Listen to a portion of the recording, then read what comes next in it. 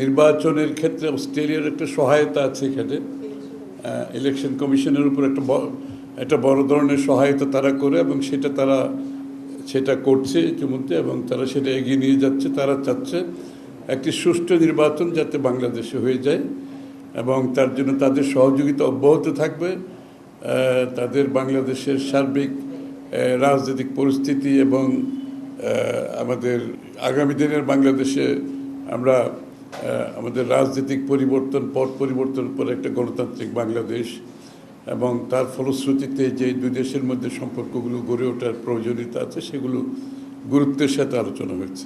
বাংলাদেশের মানুষ বিগত 3-4টা নির্বাচনে তারা ভোটাধিকার প্রয়োগ করতে পারে নাই। সবাই অধীর আগ্রহে অপেক্ষা করছে, বিশেষ করে নতুন জেনারেশন যারা বয়স 30-এর আশেপাশে, তারা তো ভোটাধিকার মোটেই প্রয়োগ করতে পারে নাই এবং সারা দেশের মানুষ তাদের ভোটাধিকার প্রয়োগ করার জন্য অধীর আগ্রহে অপেক্ষা করছে।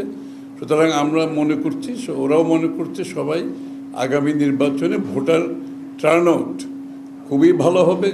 জনগণ অত্যন্ত উৎসাহের সাথে আগ্রহের সাথে ভোট কেন্দ্রে যাবে, পুরুষ মহিলা সব বয়সের ভোটাররা যাবে এবং একটি ভালো ভোট হবে যার মাধ্যমে একটি সরকার নিরপেক্ষ গ্রহণযোগ্য নির্বাচনের মাধ্যমে নির্বাচিত হবে, যেটা গণতন্ত্রের উত্তরণের পথকে এগিয়ে নেবে।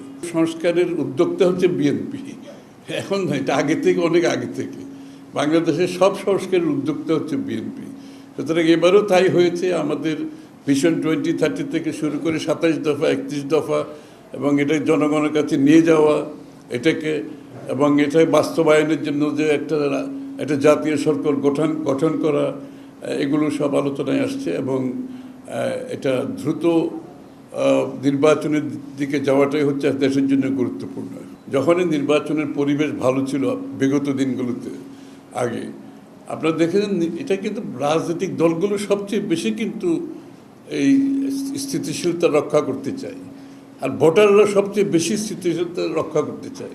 সুতরাং এটা কিন্তু পুলিশ আর আইনশৃঙ্খলা বাহিনীর বাইরেও বাংলাদেশের রাজনৈতিক ক্ষেত্রটা এমন যে ভোটাররা এবং রাজনৈতিক দলগুলো চায় একটা স্থিতিশীল অবস্থায় থাকুক এবং সুশৃঙ্খলভাবে একটা নির্বাচন হোক, যেটার জন্য সবাই ক্রেডিট নিতে চায়। সুতরাং এই জন্য এই বিষয়ে কারো কোনো শঙ্কা থাকার কোনো কারণ নেই।